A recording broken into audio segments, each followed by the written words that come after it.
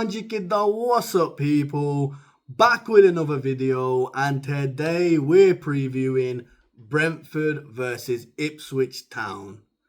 Before we get into anything, you know we gotta do the shout outs. Massive shout outs to Angel Care Homes for all your care needs in the Black Country and Birmingham area. Massive shout outs to Mark Darcy for all your formal menswear needs. And of course to Desi Ballers, highlighting all South Asians at all levels in the beautiful game. I'll put their details in the description, so make sure you check them out. And of course, if you're brand new here, make sure you hit that subscribe button, smash the like button, and turn the notifications on.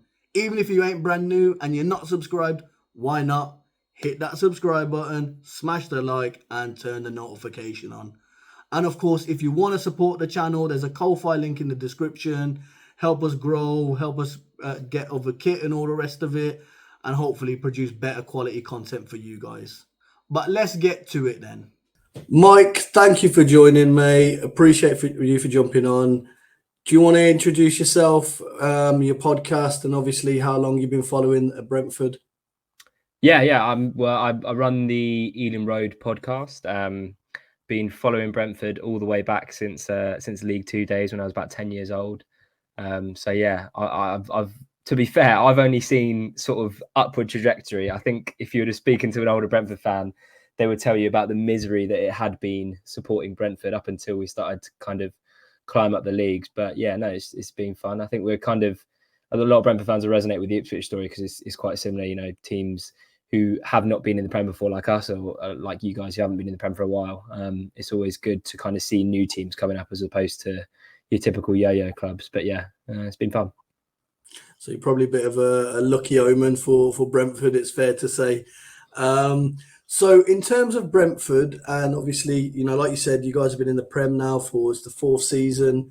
From the outside looking in, it's again, Ipswich is a club Brentford is a club that Ipswich would look to kind of emulate as well in terms of rebuilding and then becoming a real established Premier League team. Obviously, you know, there were some big players like Ivan Toney, who obviously left this summer. From the outside looking in, who are the kind of standout players for Brentford? How's your season gone so far? And what did you make about your transfer window this summer? I'll start with the transfer window. Largely good. We didn't recruit any fullbacks, which became an issue when Aaron Hickey is now out for another season. So it's difficult. Rico Henry is our first choice left back. He's one of our best players. He won't be back in time for Ipswich, but should be returning soon. So in terms of our recruitment over the summer, we signed Igor Thiago, who's like Ivan Toney's sort of replacement, if you like. And he, again, is now injured we won't see him until kind of December. We've also signed Gustavo Nunes. We did some good business. Like, I think if you'd have asked most Brentford fans, they'd have said they were happy with the way that the transfer window went. In terms of the start to the season, I think we've not had the kindest run of away fixtures, playing Liverpool, Spurs, City and United in your first 4 away games. We were kind of looking at it at the start thinking, wow, it's going to be difficult to get points out of any of those. However, we have played well in all of them, bar maybe the Liverpool game. I think they were way too strong for us, really, and they kind of coasted through that game. But against City, we were really good in the first half and even in the second half too. Against Spurs in the second half, we had chances. And against United in the first half, we were really good. The fact that we're competing in those games is good. The fact that we've gone 1-0 up and not got any points in 3 of 4 of those games is not good. That's a pattern that we were doing last season in terms of conceding points from winning positions. I think we had like 38 last season, which is far too many. And we're already at 11 this season, which I think is a league high.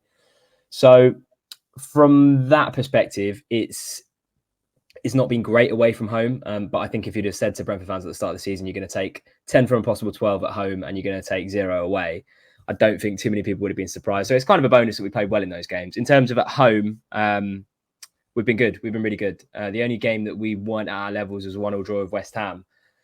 And that was really frustrating to watch. That was super frustrating to watch. We went 1-0 up and then West Ham scored in the second half.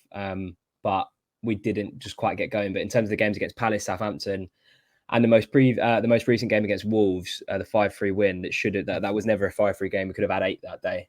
We've been good at home. So it's transfer-wise, start to the season-wise, I think a lot of Brentford fans, or most sensible Brentford fans, I should say, will tell you that it's been good. It's been a good start to the season. Excellent. And you mentioned some of the business you've done there, and obviously the kind of gap left by Ivan Toney, and obviously you said the chap's obviously out till December. In terms of kind of current standout players and players that I guess town fans should be, look out for. I know obviously you've got Mbueno. I think he's your top goal scorer with 6 goals in 8 games. I think you've got Wisa, who's got, I think that's how you pronounce the name. Apologies if I've got that wrong. But I think he's got like 3 goals as well. So you seem to be a bit of free-falling team. Like you said, you have obviously dropped points, but I think you set the amount of records in terms of quick goals or fast starts and all the rest of it. So you come out firing very quick. Who are those players really that help you do that? And who are going to be the key players that are, if you are going to get a win, are the ones that are going to kind of tame Ipswich and be a thorn in our side? Yeah, I think in terms of the fast starts, I'll start with that, and then I'll get onto the players. But in terms of the fast starts, that's Keith Andrews. We hired as our set piece coach after our previous set piece coach, who's now at Chelsea, left to go there, and it's a directive from him. They treat kickoffs as a set piece, and I think after the second one, it was like, okay, a bit of a coincidence, and after the third one, it was really strange, and then after the fourth one, it was just like, wow, I don't know how the hell we keep doing this, but yeah, I think in terms of the players that help us do that, Brian Mbeumo, you mentioned, he's been on fire. He just keeps getting better. But he's someone we signed in the Championship, and sort of the Brentford production line of talent in terms of like citing these talents when you can buy them in at a cheap price and then selling them on for a lot more. He's just going to be the latest example of that. I feel like the way that he started the season and the amount of goals and assists that he's got in terms of like his per 90 stats, if you look at his output, his attacking output is right up there with the very best in the league. And it has been now for a very, very long time. If he didn't get an injury last season, I actually think he might have gone with Ivan Toney. But he'll definitely be one that will be coveted by a lot of top clubs over the summer. You mentioned Johan Wisa. He is back. He played 30 minutes against completely blanked on the game against United. Sorry, he played 30 minutes against United. I expect him to play for sure. I don't know whether he'll start or not, but he has been really, really good so far. I think sort of Ivan Toney leaving, it's kind of left a bit of a gap, and a couple of players, or one player in particular, to step into the mantle, and they're both kind of doing that at the moment, which is really nice to see. In terms of our midfield, Mikael Damsgaard, who England fans will know as someone who scored against us in the 2021 Euros semi-final, free kick. We signed him a while ago, and he was kind of a signing that kind of went against the grain in terms of Brentford. When they bring in players, they tend to look at the data in a similar way to Brighton do, but he is one that Thomas Frank kind of picked out and said, no, I want him. And he's had a pretty injury-ridden first couple of years at the club, but at the back end of last season and the start of this season, he's been phenomenal. He has been so, so good. And if Ipswich, I'm sure Ipswich will be looking at ways to kind of contain him, because he's been our bright spot this season, besides the kind of front players. So yeah, there's players that have been good. I mean, in terms of defence, we haven't kept a clean sheet this season, but we're playing with a new style. I feel like in the first sort of 3 seasons in the Prem, Ivan Toney dictated the way we play in terms of going direct and feeding into his strengths. This season, we're seeing the kind of complete opposite. We're playing out from the back. We're playing the ball along the ground. So it's going to take a bit of bedding in for the defence to kind of get used to that. And that might be a reason why we're conceding. I don't want to say a lot of goals, but we've conceded in every game we've played. But, you have to take into account the fact that 4 of those games are against the top 6. So, yeah, there's definitely players that can hurt Ipswich for sure. I think we don't really have a problem with putting the ball in the back of the net. It's just in terms of our defence where maybe Ipswich will have some joy out. I mean, every other team has scored against us. So, yeah. Well, I mean, when I was looking at the stats, it was we talked about obviously Brentford's quick start. Ipswich certainly last season, and I know we did it recently with Southampton when we played them away, but we seem to get late winners or late goals anyway. So if you were a betting man, I would say, a 1-1 and then Brentford to score first and Ipswich to score in the second half or whatever. In terms of the game itself then, what can we expect in terms of lineup? So like for Ipswich, as an example, it's a bit of a, there's been a lot of conversation. We haven't had the last 2 games have been pretty poor performances, but before that though, we had some good performances without really finding that win. And again, we played like, City and Liverpool and Brighton and Villa. But against West Ham and Everton last week as well, we just looked completely off the pace. So there's been talks and I guess it's mainly social media noise or whatever about changing the formation and team. personally, I can't see it happening. So from an Ipswich point of view, I think we'd start with we'd carry on with our 4-2-3-1. We'd have our goalkeeper of Muric, the lad we bought from Burnley. Left back, Leif Davis, a player that will be playing for England sooner rather than later. Jacob Greaves is out injured, another player I've tipped to play for England in the future. So we did play Cameron Burgess and Luke Wolfenden in the middle. I think Greaves will be back, so I think we'll have Greaves and Dar O'Shea, again, another lad bought from Burnley. Right back, Axel Tuanzebe, probably the most strangest injuries that we've had this season, probably in the Premier League. So he's out until it's possibly end of November, maybe beginning of December. He almost severed his finger off while he was washing up dishes. I've read that somewhere, you know. Yeah. Yeah. There was a lot of conversations about, well, can the club just not buy him a dishwasher or something? So yeah, very strange injury. It reminds me of, I can't remember, there was a goalkeeper years and years ago who missed out on a World Cup or a Euros because he dropped a jar of mayo on his foot and broke his foot or whatever. So yeah, that's probably going to be one of the stranger injuries. So I think right back, we'll go for Harry Clark because Ben Johnson has been out injured. Harry Clark's one of our. He played with us in the academy for years. Went to Arsenal, come back to us in League One, and he's a bit of an attacking fullback as well. In the middle, we'll probably go with the same. So Sam Morsey is our captain. Really kind of plays on the half turn, bit of an aggressor in the middle as well, and likes to carry the ball and kind of really get things going.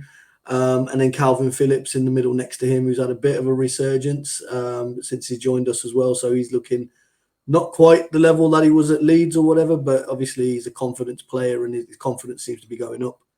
Then the front three behind the striker is where there's been a bit of contention. So for me, I would probably play Sammy Smodics on the left wing. I would then play Connor Chaplin, who was with us in League One, in the number 10, and then Amari Hutchinson out wide, with Liam Delap up front. So attacking wise, we would then have enough going forward.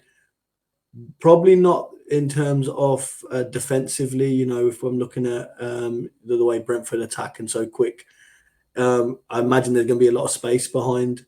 So from a Brentford point of view, what can we expect in terms of formation? And then, you know, I guess it's predicted lineup. Mike's predicted lineup, obviously. We're recording this on Tuesday. None of us know any of the lineups. It's pure speculation and thoughts and opinions. Yeah, so against the Thomas Frank he's quite flexible in his approach to formations and stuff. He tends to change it quite a bit whenever, like, to kind of suit the level of opposition or to suit the style of opposition. So against United, it was different to see him start in a back four. Traditionally, Thomas Frank against the big six, or against teams that like to play with the ball, or just teams that push up towards the higher end of the table, will revert to a back five, just get a bit more solidity and more bodies in and around the penalty area. But I think maybe an indictment in terms of where Thomas Frank views United at the moment. To see us go to Old Trafford and set up in a four is probably quite indicative of where they are as a club at the moment. But I wouldn't be so. It won't be. I don't think it'll be a change. I think we'll stay with the back four. Can expect to see two fullbacks, two centre halves playing at fullback, and Christopher Ajer and Sepp van den Berg. It's just something that we've been forced into. The circumstances dictate, just because we've not got Rico Henry and Aaron Hickey are both long-term injuries. Yeah, we're going to have Sepp van den Berg, who signed from Liverpool, at right back. Christopher Ajer, who's like a makeshift fullback / centre back, but he's proved quite handy at fullback in that position this season. Then centre halves, Nathan Collins, who has had problems with consistency since we've signed him, but this season he's been phenomenal, so I can't really fault him this season. And then Ethan Pinnock, who I think is one of the most underrated centre-backs in the league. Genuinely, he's been so solid for us ever since we signed him in the Championship. And but we love Ethan Pinnock. He's just a really solid defender. He's tall, he wins everything. He's quite quick for someone so lanky, but it somehow works. And then going into midfield, I don't think he will change it. It will probably be the same midfield three of Christian Nørgaard, Vitaly Janelt, and Mikael Damsgaard. I'd like to see Fabio Carvalho start from the beginning, because I don't think we've seen enough of him in a Brentford shirt, and he's probably a bit more creative than someone like Janelt, who's good defensively, but probably lacks a bit going forward. And Christian Nørgaard as our captain, he's solid. A bit like Sam Morsey, a bit of a destroyer in the middle of the pitch, good at breaking up play, but also good in the half turn as well. So that will probably be the midfield three. And then I think the big change for us comes with Johan Wissa. I think it's a question of whether he starts or comes on quite early. But if it's a front three, I can imagine it being Brian Mbumo on the right, Kevin Schade down the left, and Johan Wissa through the middle. If it's Kevin Schade from the start, it'll be Brian Mbumo down the right, Kevin Schade down the middle, and Keane Lewis-Potter on the left. All four of those players that I've just mentioned, they're very good. I like that they interchange quite well. There's a lot of pace in all of them. They're quite tricky. Brian Mbumo scores a lot of goals. Johan Wissa scores a lot of goals. Kevin Schade's got devastating pace. He can get in behind really well. But yeah, I'd expect. I don't expect too many. I don't think he'll change much. The big call for me is whether Johan Wissa comes in for Kevin Schade or Keane Lewis-Potter, I should say. Yeah, it's a very attacking team, pacey team. Sounds like our defence is certainly going to have its work cut out. And yeah, like, you know, it's the difference, I guess. You know, you guys have been established now for 4 years, and you can just strengthen. And, you know, you're looking at real quality players. Sorry, forgotten how you pronounce his name. Christopher Aya, I think, the defender. I remember him from back in the day when he used to play Football Manager. He was a player that you used to look at. So it's quite good to see. Obviously, he's be playing and all the rest of it. So in terms of the game, then, like we said, we've gone through a bit of lineups. We know what to expect from one another. It's fair to say, obviously, Brentford are very strong at home. Ipswich don't seem to travel well. Score predictions. What are your thoughts? I'm not going to pin you for scorers, but just a score prediction. What are you feeling?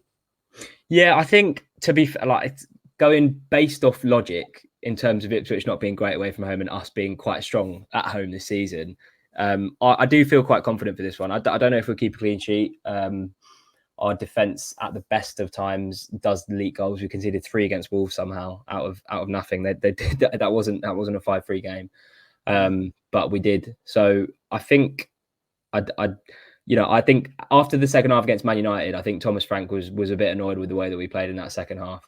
And I think he knows that we can do better than that. So I don't want to jinx it, but I do feel quite confident. I'm going to go 3-1 Brentford win.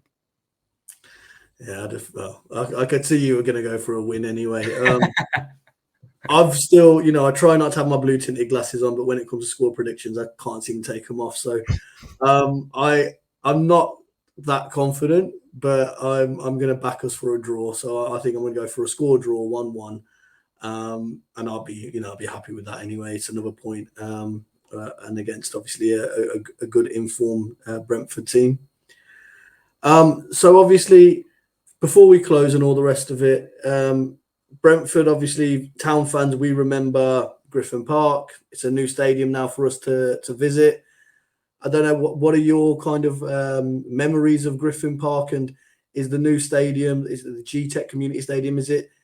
How has that turned out for you? Because I know there was a bit of talk when you guys moved in from fans about maybe location or this new design on stadiums and all the rest of it. But how do you feel about the stadium? And obviously, it seems to be a bit of a good omen because you guys have done well the last couple of seasons anyway. Am I right in thinking that you've been there 2022, was it? Or 2021? So, yeah, the season we came up, which would have been 21-22, was the first year at the Gtech.